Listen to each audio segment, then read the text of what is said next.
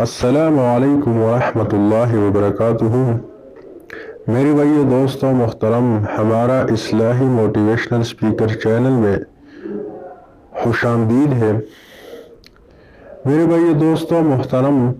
اگر آپ نے ہمارا چینل ابھی تک سبسکرائب نہیں کیا ہے تو چینل کو سبسکرائب کرو اور شیئر کرو اور لائک بھی کرو تاکہ آپ لوگوں کو بھی فائدہ ہو جائے اور دوسروں کو بھی فائدہ ہو جائے۔ ہمارے چینل سے آپ لوگوں کو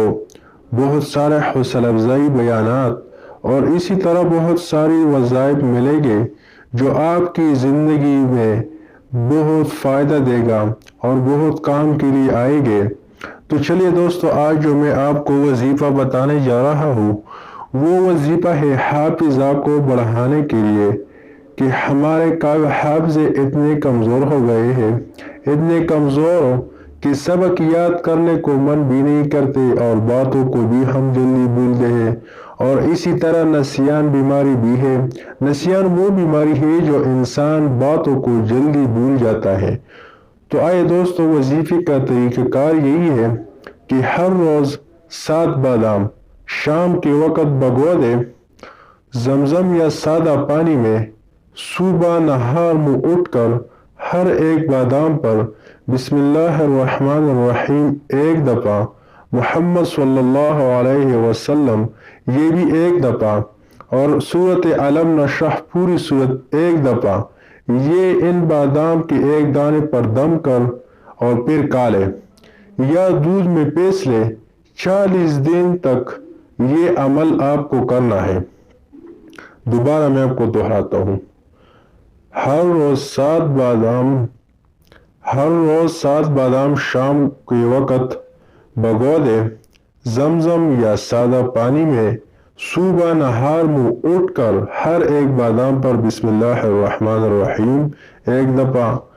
دفعہ محمد صلی اللہ علیہ وسلم،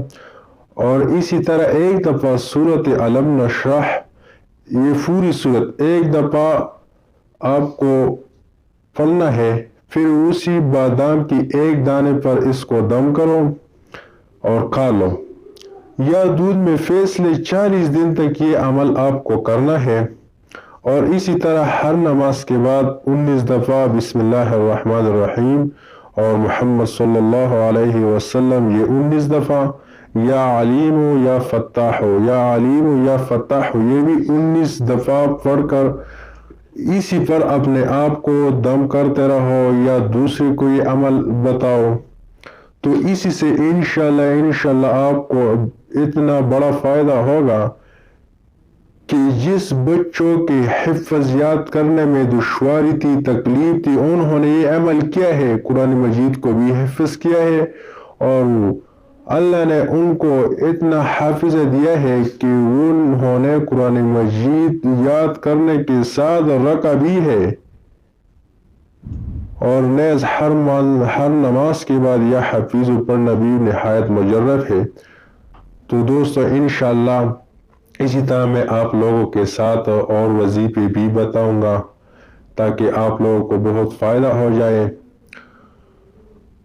تاکہ آپ لوگوں کو اور لوگوں کو فائدہ ہو جائے۔